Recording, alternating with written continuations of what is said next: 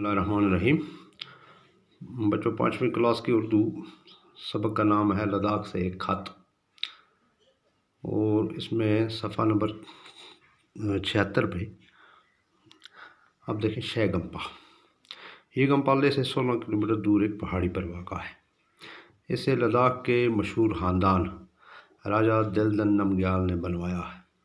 راجہ دلدن نمگیال بدھ دھرم کے مشہور سرپرست اور پیروکار تھے۔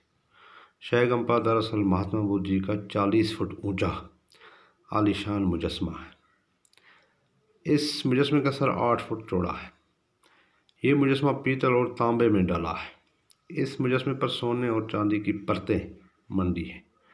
ان کے تاج پر ہندو دیوی دیوتاؤں کی تصویریں کھودی ہیں کہ بدھ دھرم نے